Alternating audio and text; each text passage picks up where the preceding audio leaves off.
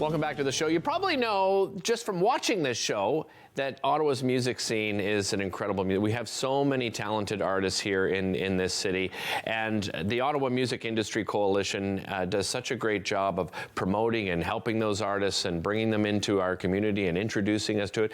And they have a brand new executive director, and I'm pleased to introduce you to her. Melanie Brulée joins us here on the show. Hey. Been the executive director since May of 2022. Before we get into that, tell me a little bit about your background, Melanie, and what brought you here to Ottawa. Sure. Well, I was a touring artist for a long time, singer-songwriter, toured all across Canada, all across the U.S.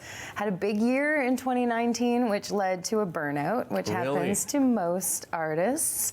So now I've kind of taken all of the frustrations I've had as an artist, all of the work that I've done in the behind the scenes and radio tracking and PR and promotion, and I'm taking it all and I'm using it for good for the Ottawa Music Industry Coalition. Yeah, so people that aren't familiar with OMIC, tell us a little bit about sort of the mission and the vision. Yeah, so we're a nonprofit, we're member-based, we're largely funded by the City of Ottawa, and we get funding from different public and private sponsors to run programs, professional development, we do a concert series, we do a lot of advocacy to embed music into the City of Ottawa, and so we can turn Ottawa into a music city. Yeah, how do you go about that advocacy?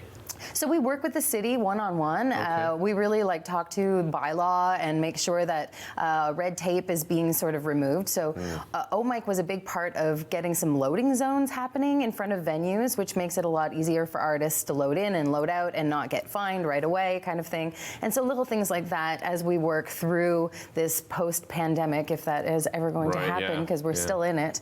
And so we're really just working to make a safer and healthier music industry for Ottawa. Any challenges or changes? You know, we have a new city council, we have a new mayor. Like, how closely do you work with council and the mayor? Yeah, so we work very closely with them. We work with economic development. That's who we're funded by at the moment. And so they call on us, we call on them. We've given them a little bit of time to adjust to their new council. But we have really great music advocates on city council. Stephanie Plante and Ariel Troster, and of course, we've got Luloff and Leaper, who have always been in our corner, and Mark Sutcliffe ran on a platform talking about Music City, and so everybody understands that it's not just a cultural driver, it's an economic driver as well. So it's really important to see it like that and to build a new industry that is makes more sense for artists and music workers alike. You mentioned Ariel Troster, she's on the show tomorrow, so maybe I'll pick her brain a little bit on the coalition, talk to her about it.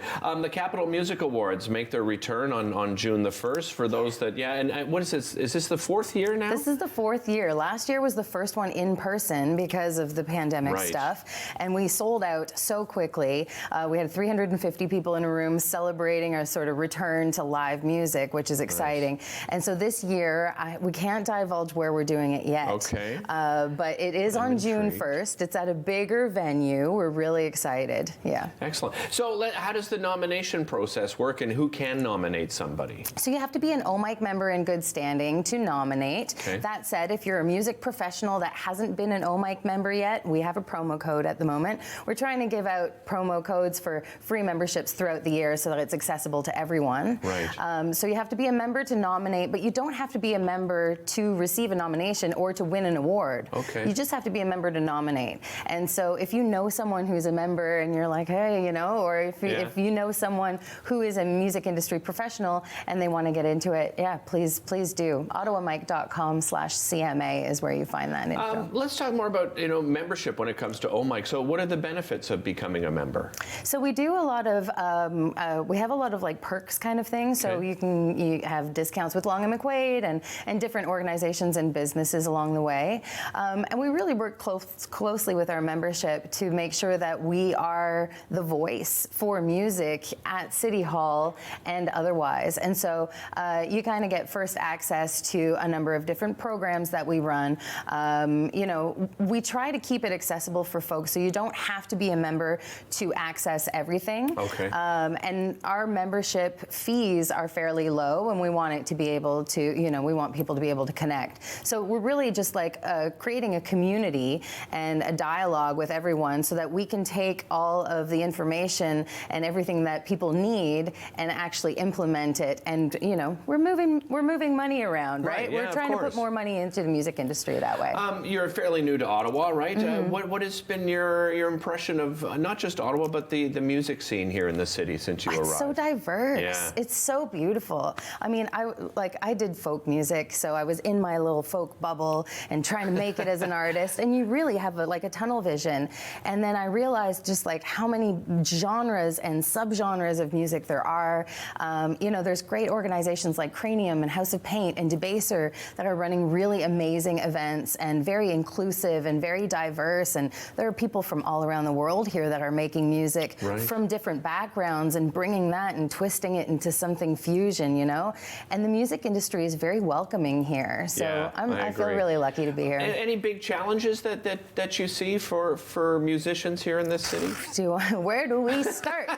Where do we start? There's a long list, is there? Yeah, I mean, and it's not just for this city, but in particular with the pandemic. I mean, we were among the hardest hit, you know, alongside tourism and hospitality. It's been really difficult in terms of having, you know, there's labor shortage in the live industry. A lot of techs have gone from the music industry into federal. It's difficult to get folks back to a gig economy when you've offered them benefits. So how can we kind of build a healthier music industry that makes more sense for people? That's something that we're thinking about right now. What about you know, viewers? Can we get involved in the nomination process of some kind? 100%. Yeah.